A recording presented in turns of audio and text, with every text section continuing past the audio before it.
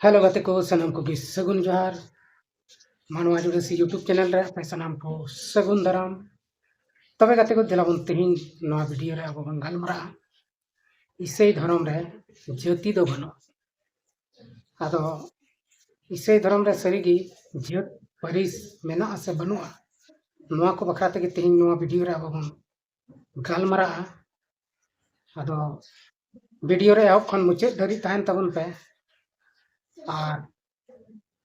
अब बन बढ़ाया जे इसई धर्म रे ज्योति मेना से बनुआ और नवा दो सवाल कदा को बारिया पिया बॉया को जहां दो कमेंट रे को रोड कदा जे इसई हॉल रे दो ज्योति दो बनुआ आदो अब सनाम हॉल मिलाव तगी नवा ज्योति मेना से बनुआ इसई धर्म रे नवा गे अब बन एक्सप्लेन कते बन लई को इन तिना इन बड़ाया ओना मै लई तबन गे मेन खान आपे को जहां होपे बड़ाई खान कमेंट बॉक्स रे लई तबन आरो गाते को दिलाबन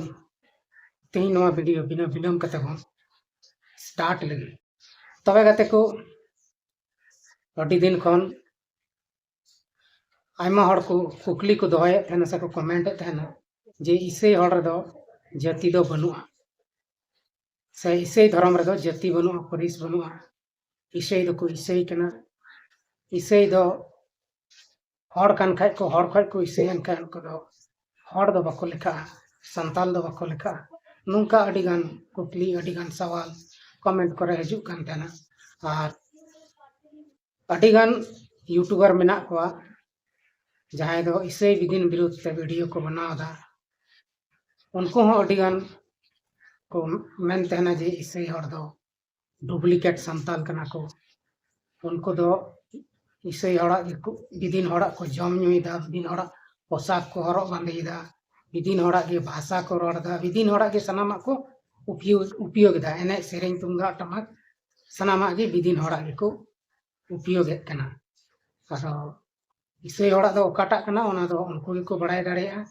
और जहां को पे बड़ाई तबन का कमेंट बॉक्स रे जरूर पे लई तबन आदो तिहिन दो देला पाहिल रे अब बन गलमरा जे इसई धर्म रे जाति परिस दो बनु आना तबे गाते को नवा कथा दो तिना सरिया से तिना एड़ेया अब नवा वीडियो रे बन बड़ाया ना आदो वीडियो एहब खन मुचे धरी नेल रिया पे कुरुमुटुई तबना और जहां बुया को जुदी नवा वीडियो आपे कुसिया कान खाय से इया रोड को बापे कुसिया कान खाय दया कते वीडियो स्किप कते चला तबन पे चिदा से वीडियो पे नेल लेखा अडी आट रगी पे एकेवा रगी पे एकेव लकान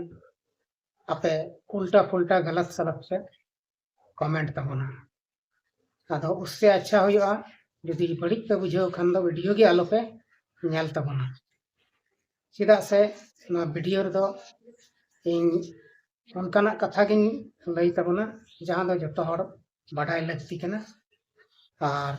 इन दो जहां समाज विरोधी दिन बांग कना से जहां भाषा विरोधी हुन बांग कना और इnya वीडियो बनाव रिया मेन मकसद नुआ दो बांग कान तिnya जे बारिया जाति से बारिया धर्म तला रे तापाम से झगड़ा होय अचुया मेनते इnya मेन मकसद दो नुआ कना जे हड़ हपन को अडी आयमा धर्म बन मनाव गदा और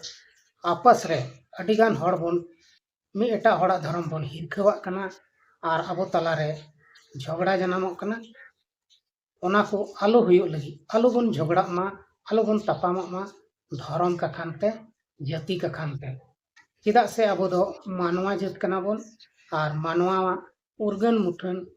रोड लांदा सनम दो मिट गिता बना चिदा से अब दो मानवा कना बन अब जहां तिने भेगार भेगार धर्म बन मनावे कान भेगार भेगार बोंगा बुरु बन देवा सेवा को कान एनते हो अब दो मिटन जात कना बन मानवा और अबुआ ती जांगा हड़मो हरता मायांग मेद मोचा लुतुर अंतर जीवी को सनाम मिट गिता बना ओनाते अब तपाम झगड़ा कते दो जहाना लाभ बाबुन नामा ओनाते बाबुन तपाम मा बाबुन झगड़ा मा बाबुन एगेरक मा और मज तिबन तहन मा ᱱᱚᱣᱟ ᱜᱮ ᱤᱧᱟᱹᱜ ᱵᱷᱤᱰᱤᱭᱳ ᱵᱮᱱᱟᱣ ᱨᱮᱭᱟᱜ ᱢᱮᱱ ᱢaqsad ᱫᱚ ᱠᱟᱱ ᱛᱤᱧᱟ। ᱛᱚᱵᱮ ᱜᱟᱛᱮ ᱠᱚ ᱟᱵᱚ ᱛᱷᱚᱲᱟ ᱜᱟᱱ ᱱᱚᱰᱮ ᱵᱚᱱ ᱵᱟᱰᱟᱭᱟ ᱥᱮ ᱵᱟᱰᱟᱭ ᱨᱮᱭᱟᱜ ᱵᱚᱱ ᱠᱩᱨᱩᱢᱩᱴᱩᱭᱟ ᱡᱮ ᱡᱟᱹᱛᱤ ᱟᱨ ᱫᱷᱚᱨᱚᱢ ᱱᱚᱣᱟ ᱠᱤᱱ ᱵᱟᱱᱟᱨ ᱵᱷᱮᱜᱟᱨ ᱵᱷᱮᱜᱟर जिनिस कना। बानार दो अलग अलग जिनिस कना। चेदा से जाति दो मिटन समाज तलारे तहन कना। जैसे संताल जाति से हड़ जाति आदिवासी जात से दिकू गोवार बाबणे आयमा लेकान जात को तहन कना। ओना दो मिटन जाति होइना। भुइया बाबणे गोवार कहाड़ डोम चामार हडी नुकु को मिटन जाति को हुयुग कना। उनका के अब हड़ मुंडा संताल नुकु को आदिवासी जाति रेबन हजुग कना। अबवा नवा दो जात कना। प्लस हुइना नवा दो समाज तलारे मेना। जैसे हड़ समाज तलारे हड़ हपन को मेना बना। दिकू समाज तलारे दिकू को मेना कोआ। दिकू को हुयुग कना जैसे गोवार कहाड़ डोम हडी चमार बाबड़े भुइया एमान तेन जाति को हुयुग कना। आदो नवा दो मिटन जाति हुइना और नवा जाति तलारे गी समाज मेना और मिटन धर्म धर्म दो अलग गिता बना। धर्म दो मिटन धर्म सनाम जाति रन को मनावेत कन। जैसे हिंदू धर्म होइना सिन हिंदू धर्म रहो सनाम जाति रन डोम चामार हडी हड़ दिकू पुसी बाबणे भुइया कहाड़ सनाम जाति रन मिटन हिंदू धर्म को मनावेत कना। ओना लेका गी क्रिश्चियन धर्म से ईसाई धर्म हो सनाम जात रन को मनावेत कना। दिकू पुसी हड़ जलहा मुसला से घाटवार से बाबणे भुइया सनाम धर्म रन हड़ ईसाई धर्म को मनावेत कना। आदो नवा किन दो बनार भेगार भेगार गया जाति भेगार गया धर्म भेगार गया। मेनखान अब सनाम दोबन चिली कना मानवा जात कना बन। आदो अडी हड़ को मेना धर्म रे दो कोई जात पात बनुआ। आदो सरी गया अब नोडे बन नेल किदा धर्म रे दो कोई जात पात बनुआ। चेदा से मिटन धर्म सनाम जात रन को मनावेत कना। ओनाते ओंडे दो चीत जात पात दो बनुआ ना और बांग ताहेना। मेनखान समाज रे दो नुआ जात दो ताहेन गया और नुआ हो बन बड़ाई गया से नुआ बन मेन गया। मान लिया मिटन बाबणे ईसाई कना से मिटन गोवारे ईसाई कना मिटन कहाड़े ईसाई कना मिटन हड़े ईसाई कना से मिटन चमारे ईसाई कना। तबे अब बन चित बन मेना नुई दो हड़ ईसाई कना से नुई दो डोम जात कना नुई दो ईसाई धर्म में मनावदा से नुई दो बाबणे जात कना नुई दो ईसाई धर्म में मनावदा। नुंका लेकाते नुआ जात दो साला रेगी तहन कना। ओना दो बांग भेगारोग कना। मेनखान धर्म रे दो कोई जात बनुआ। ओना दो सरी कथा कान गया। मेनखान समाज रे दो जात तो तहन गया। जहां गी हड़ हपन हो ईसाई धर्म में मनावे हिंदू धर्म में मनावे। मेनखान दिकू को नी दो चिली को मताया अरे नुई दो हड़ कना नुई दो संताल कना मेनखान ईसाई धर्म में मनावा। नुई दो संताल कना हिंदू धर्म में मनावा। नुई दो संताल कना मुस्लिम धर्म में मनावा। नौका को मेनते ना और ओना जात दो ना इयते धर्म में बदल रहा जात तो हमेशा तहन गितामा। ओना दो आम जहां तिना आम कुरुमटुई अलग आमेन खाय आम मेन कते दो बांग हुयुआ। एटा समाज रेन हड़ आम दो आमा जहां मारे आमा समाज कन तमा ओना दय सेलेक्ट ताम गया जे नुई दो हड़ कनाय ईसाई कनाय ईसाई धर्म में मनावदा। नुई दो जुल्हा कनाय नुई हो ईसाई धर्म में मनावदा। नुंका लेकाते धर्म रे दो जात बनुआ धर्म रे दो परिस बनुआ धर्म रे दो चीज हो बनुआ। मेनखाय आमा समाज रे दो जात परिस सनाम मेना और समाज आम धर्म में बदल का रहा आमा समाज दो तहन गया। समाज दो आम बाम अचो दाड़िया कना से आम जहाटा धर्म रेगिम सेन कान आम दो आमा समाज दो से आमा जात परिस दो ओंडे दो अचो दो बाय मेताम कना। उनका दो बांग दो जहांटा धर्म पुथी रे ऑल अकना से बांग दो धर्म गुरु को लैया जे आम दो आमा जाति से आमा परिस दो आलुम ऑल तमा उनका दो बनु अना मेनखान किछुगान हॉड़ मेना कोआ जे बिना बुझते बाको बुझ नाम दाड़िया कानते अवड़ी अथौड़ी को रोड तहना जे आम दो इसेयन कान आमा धर्म जात परिस अरी चली सनम बेगारेन तमा नौका दो ओकाटा धर्म शास्त्र रे बांग ऑल काना उनको दो मिटन शैताने चपाड़ कवा को ओनाते नौका को रोड़ा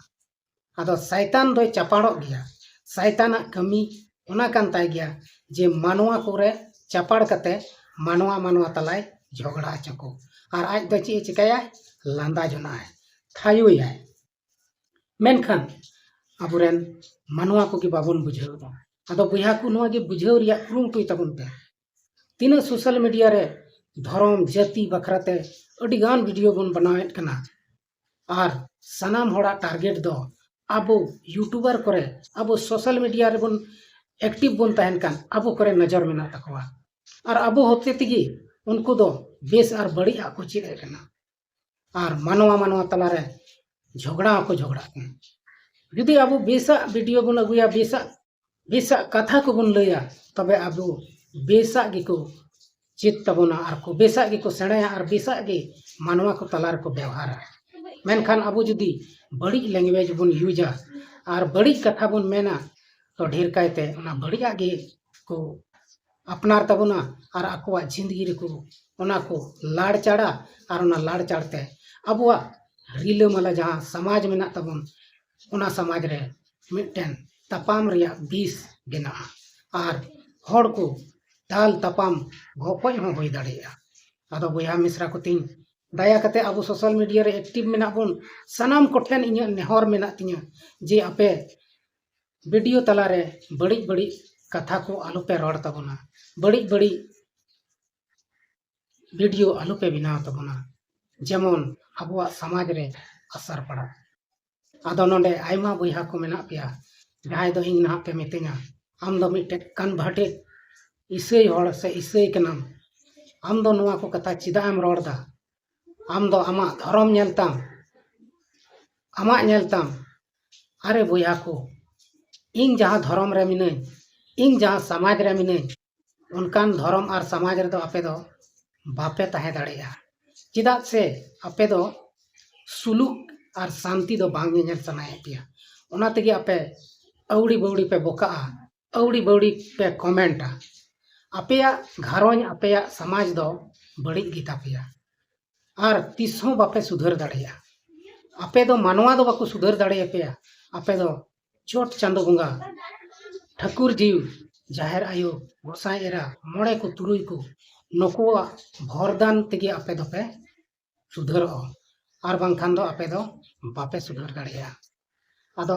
जुदी इने कथा आपे पे बुझ नामे कान खान दया कते आपे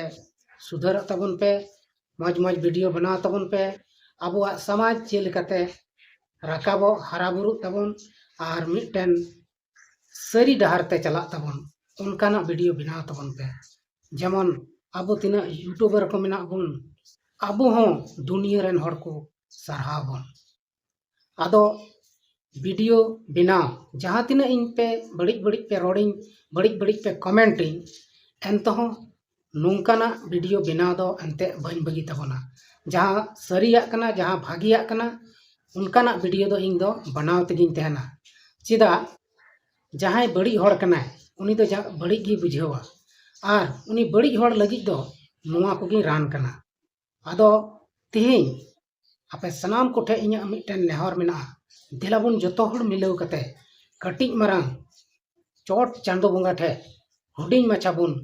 कोई बिनतिया उनको बोया मिश्रा को लगी जहां दो समाज तलारे बड़ी को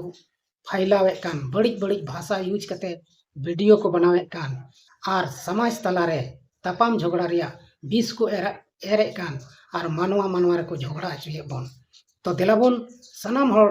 इन साथे कोई जंग तबन पे तबे सनाम दड़ियान शिशिर जवी चोट रेन चांदो बंगा ठाकुर जीव गोसाई एरा जाहिर आयो मोड़े को तुरुई को और सिरजन बाबा आले सनाम को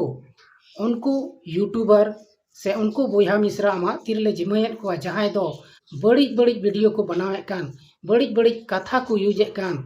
और धर्म बाबते अथौड़ी को रोड़ेत कान बोंगा बुरु को बड़ी बड़ी को कथा को मेताव को कान उनको होड़ा बुद्धि ज्ञान अचूर तको में भागी सही दाड़े एमाव को में और उनको दो मौज मौज वीडियो को बनावा उनको आलंग को उल्टो तको में जेमन जहाँ बढ़िया को रोड़ ओना दो सोझीते मौज कथा गे उडुको तको में और नौकाते तीन संताल समाज से तीन आदिवासी समाज मेना को तीन होड़ को नेल सनाम होड़ भागी बुद्धि ज्ञान को हामेट जम देलाबुन तबे नोआ कोय आलेया सनाम कोय नेहर आंजम तले में चोटरेन सिरजन बाबा तबे गाते को तेहिं नोआ कोय जंग होतेते अबुरेन तीन बोया मिश्रा को मेना को बड़ी बड़ी को कमेंटे बड़ी बड़ी को रोड़े कान उनको दो सनाम चोटरेन ठाकुर जी ईश्वर बाबा से मोड़े को तुरुई को जाहिर आयो सनाम को मिलाव कते उनको को भर अकुमा सही दाड़ी को माव कुमा भागे मेट मार्शल को माव कुमा जेमन अबो को नोआ तलारे अबुआ समाज तलारे भागे भागे को रोड़ और भागिया को कमीते अबुआ समाज को मौजते हारा बुरु तबन मा अदो गाते को नोआ वीडियो आपे चील का पे बुझावे तबना कमेंट बॉक्स रे जरूर पे लई तबना और इन्हें मेन दो नोआ गे जे सनाम अब दो हड़ हपन कना बोन संताल जाति खय बोन हजू कना अदो संताल तलारे आलोबन तापाम झगड़ा तबन मा और बाबन झगड़ा जहाँटा गे मेन मकसद कान जहाँटा गे बोया बड़ी है कान उनी दो मौज ते बोन बुझावया सनाम हड़ मिलाव कते उनी बोन बुझावया जे नोआ दो बढ़िया कना से नोआ दो बेसा कना नोंका उनी दो बोन बिचारया आरहों मिटन अबो तलारे अडी मारांग भूल हुयुग कना अबो यूट्यूबर को तलार गे जे मेनते आयमा हड़ केस मुकादमा हाना नवा हुयुगो कना आदो नोंका दो नोआ हो बेसा दो बांग कना खाली अबो ओल झोल कते केस मुकादमा रे पैसा टका खर्चा मेनखान चीज हो बांग हुयुआ जेल एमान सनामा थोड़ा दिन लगी हुयुआ मेनखान जान कड़ी से कड़ी सजा दो अकोय हां बाको ᱧᱟᱢᱟ नोआ दो नेलोगो कना और मुंका गी हुयुआ ओनाते फालतू रे टाइम वेस्ट कते नोआ पीछे रे दो आलो पे तहन तबना बोया मिश्रा को जे उनिन केसाय खा उनिन बसेया नहीं केसाय खा नहीं बसेया नोआ दो एकेन संताल समाज रे जस्ती कायते नेलोगो कना और अबुआ संताली वीडियो रे नोंका आवड़ी बवड़ी तपाम झगड़ा एगार एमान तिया जाति धर्म बखराते जस्ती बुन रोड़े कना और अबुआ